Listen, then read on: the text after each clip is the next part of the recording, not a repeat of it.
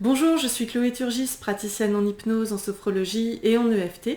Et dans cette vidéo, je voudrais vous proposer 2 pistes complémentaires pour vous aider à cultiver dans votre quotidien un état d'esprit positif. Alors l'idée là, c'est pas d'être en mode bisounours, tout est rose et magnifique. C'est justement des pistes réalistes pour vous aider à améliorer votre quotidien dans le fond. Et ce, par le biais de votre état d'esprit. Changer notre état d'esprit face à des situations, parfois ça peut changer tout en fait, ça peut pleinement changer la donne pour notre bien-être, parfois pour nous aider à être plus nous-mêmes finalement et à mieux profiter de la vie en somme. Mieux aller de l'avant, parfois il n'y a pas besoin de plus que ça entre guillemets.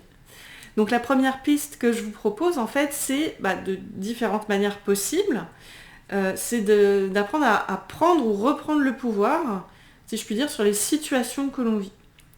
C'est-à-dire d'agir sur ce qui dépend de nous dans chaque situation. Donc c'est des choses que vous avez certainement déjà entendues de différentes manières et ça peut être bon de se le rappeler une bonne fois pour toutes parfois pour être sûr de bien l'appliquer. Enfin là je suis pas dans une injonction à ce que vous fassiez les choses parfaitement. Hein. Moi la première je ne suis pas parfaite, fort heureusement. Je connais personne qui est parfait, je sais pas vous, mais... c'est plus se rappeler parfois quand on est un peu embourbé dans un problème, une situation difficile, c'est de se dire est-ce que je me place là en position de victime dans cette situation ou en position de prise de responsabilité.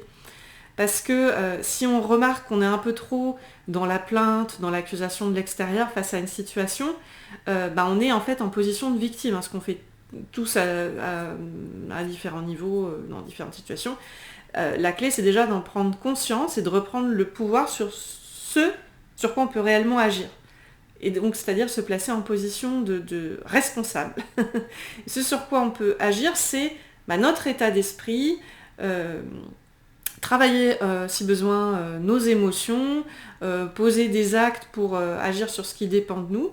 Donc, dans une situation, pour vous aider à savoir là où vous en êtes, si vous êtes en position de victime ou de prise de responsabilité, vous pouvez vérifier en vous demandant, par exemple, ce n'est qu'un exemple, à qui est-ce que je donne le pouvoir dans cette situation ? Est-ce que c'est à l'extérieur ou est-ce que c'est à moi-même ? Parce que de manière réaliste, l'extérieur, on ne peut pas le changer directement. On peut travailler notre regard sur les choses, notre regard sur nous-mêmes, travailler nos émotions, notre mode de pensée, etc. Et si on se rend compte qu'on donne le pouvoir à l'extérieur, telle situation me met en colère, elle me fait peur, etc. C'est normal en tant qu'être humain, hein, bien sûr. C'est ok, qu'est-ce qui dépend de moi par rapport à ça ? Qu'est-ce que je peux en apprendre ? Qu'est-ce que je peux changer en moi ? Qu'est-ce que je peux travailler pour mieux vivre ça ? L'idée globale, c'est ça. On peut donc, quand on sent qu'il y en a besoin de travailler des émotions ou des pensées, on peut bien sûr le faire par le biais de techniques, soit de manière autonome, soit en étant accompagné d'un thérapeute, coach, psy, enfin qui vous voulez. De manière autonome, ça peut être par le biais de pratiques telles que l'EFT. Je mettrai pour rappel quelques liens en description de cette vidéo de comment on peut travailler une émotion ou une pensée par le biais de l'EFT, qui n'est qu'un exemple parmi d'autres. On peut aussi faire régulièrement des pratiques de sophrologie, d'auto-hypnose, etc. Telles que ce que vous pouvez trouver sur cette chaîne ou ailleurs, bien sûr. On peut aussi se poser des questions pour rediriger ses pensées vers du positif, faire une espèce de petite gym quotidienne des pensées, si vous voulez, en se disant face à une situation négative, si j'avais des lunettes de positif, qu'est-ce que je me dirais de différent sur cette situation ? Si j'avais des lunettes de positif par rapport à moi-même, qu'est-ce que je verrais d'autre, de plus aidant ? Ou on peut tester par un autre biais de trouver, pour changer ses pensées. Si je regardais telle situation de l'extérieur, ou si je me regardais moi de l'extérieur, qu'est-ce que je me conseillerais en fait dans cette situation ? Ou qu'est-ce que je me conseillerais à moi-même ? Ou qu'est-ce que je conseillerais à quelqu'un d'autre qui vivrait telle situation, qui pense telle chose de lui-même ? Quel autre point de vue est possible en somme ? Plus positif, plus aidant, tant qu'à faire. On est toujours dans l'idée de cultiver un état d'esprit positif. Donc voilà pour la première partie de cette vidéo.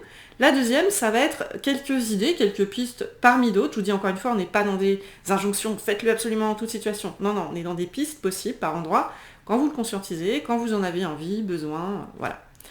La deuxième piste possible au niveau global, c'est de semer ça et là des graines de positif, si je puis dire, dans votre quotidien, parce que touche par touche, ça va vraiment développer tout un joli terrain, un beau jardin pour vous, avec plein de belles plantes, fleurs, etc., le soleil, la lumière, tout ça, ça peut être sympa.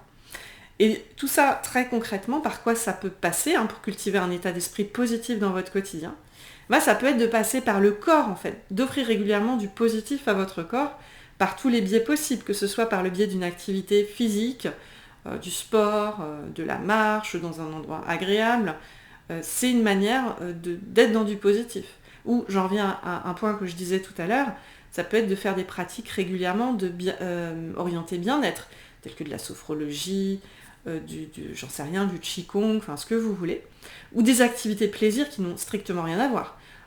Quels sont vos hobbies? Qu'est-ce qui vous fait du bien dans la vie? Est-ce que c'est voir des amis? Est-ce que c'est faire de la cuisine, du jardinage? Est-ce que c'est de la lecture? Voilà, faites un maximum d'activités plaisir. Votre corps et votre esprit en bénéficieront. Et passer par le corps, c'est aussi un moyen d'action sur l'esprit. Adopter régulièrement des postures positives, entre guillemets, des postures, certaines qu'on appelle de pouvoir, selon la chercheuse en psychologie positive Amy Cuddy, les postures de pouvoir, par exemple, celle qui est très connue, c'est quand on se tient comme ça, les mains sur les hanches, en position debout, la tête droite, qu'on tient cette position par exemple pendant 2 minutes, on favorise un bon état d'esprit en fait. Le corps et l'esprit sont toujours intrinsèquement liés. Pour offrir à notre corps et du coup par ricochet à notre esprit du positif, et donc semer jour après jour des graines de positif dans notre vie, c'est aussi faire des choix qui vont favoriser une bonne qualité de vie pour nous, pour notre corps, notre esprit. Peut-être ça peut sembler un peu radical, mais dans certains cas c'est super utile, ça peut être de changer d'environnement, de changer de poste de travail, quand c'est utile et pertinent bien sûr. Ça peut être de se dire, tiens, je vais toujours faire mes pauses du midi, j'en sais rien, au bord de l'eau si je le peux, parce que pour mon esprit ça va lui faire du bien, mon corps aussi, plutôt que de faire une pause devant mon ordinateur. Ce ne sont que des pistes possibles. En parallèle, pour semer des graines de positif dans notre vie, afin d'en faire bénéficier, entre autres, notre état d'esprit, ça peut être aussi d'adopter, pareil, c'est des choses qu'on est beaucoup à savoir, mais c'est bien de se le rappeler aussi, encore une fois, c'est d'avoir une attitude d'auto-bienveillance, d'auto-compassion vis-à-vis de soi-même. La notion d'auto-compassion, elle est abordée notamment par la chercheuse en psychologie positive américaine qui s'appelle Christine Neff. Elle parle d'auto-compassion dans un livre et elle a prouvé que ça a des vertus anti-stress. Quand on a une attitude vis-à-vis de nous-mêmes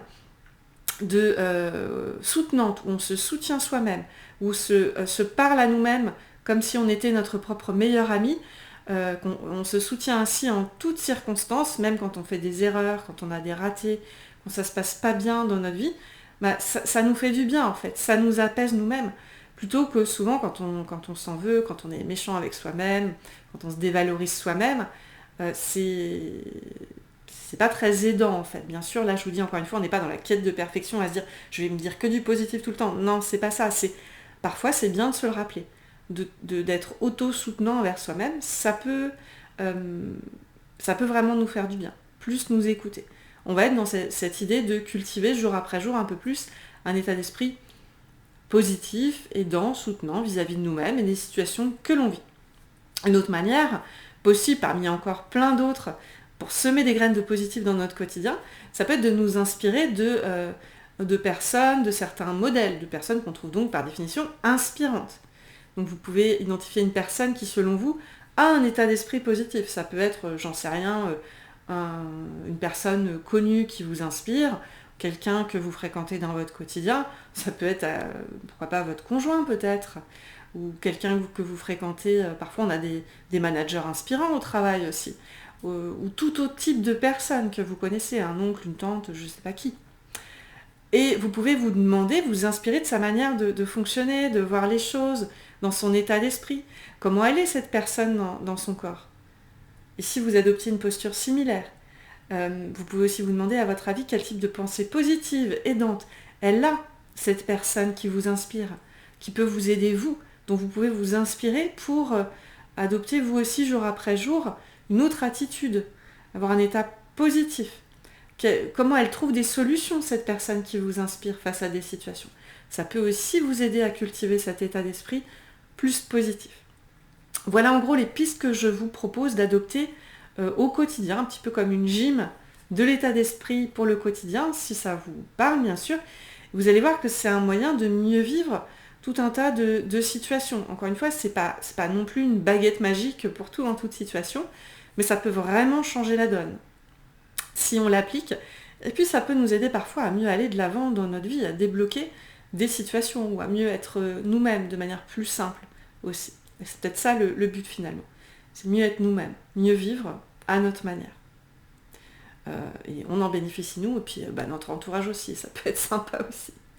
Voilà pour cette vidéo, j'espère qu'elle vous aura aidé de quelque manière que ce soit. Merci à vous et je vous dis à bientôt pour de nouvelles vidéos.